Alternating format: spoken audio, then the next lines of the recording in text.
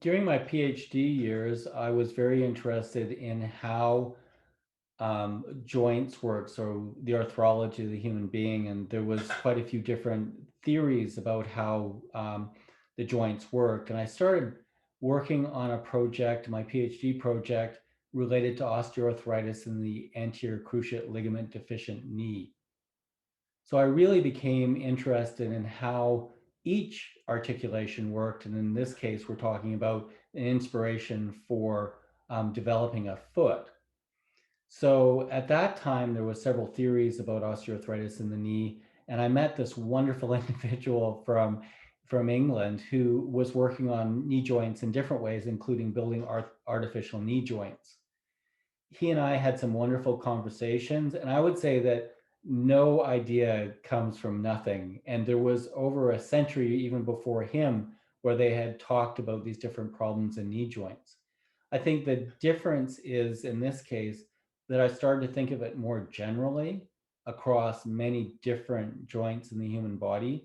And I started to apply it across different areas and thinking of it more as contact and the uncertainty of contact position, but trying to maintain that anatomical configuration.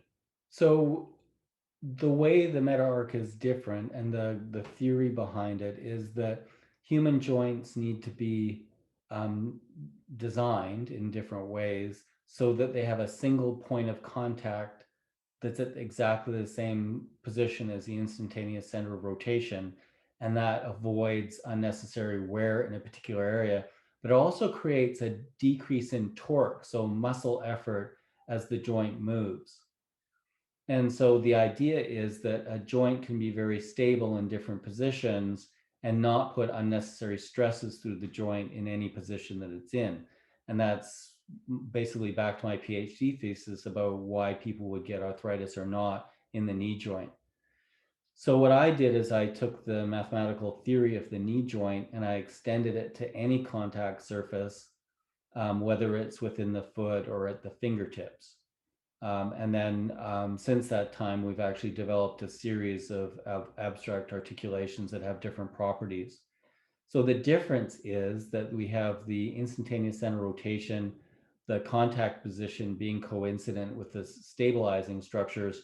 And so it reduces the torque that's propagated up the leg. And so if you think of stepping on uneven ground, if you step with your foot, or even if you have a very solid boot and you step on that side slope or uneven ground, it twists your foot. It can sprain your ankle, it can twist your knee. And so if you avoid creating that torque by creating an adaptation of creating the change and having the pressure going straight through the shank or up the leg, then that greatly reduces the forces, in this case, through the residual limb, but what pushes you off balance. And that's this theory in a nutshell, and there's a lot more to it.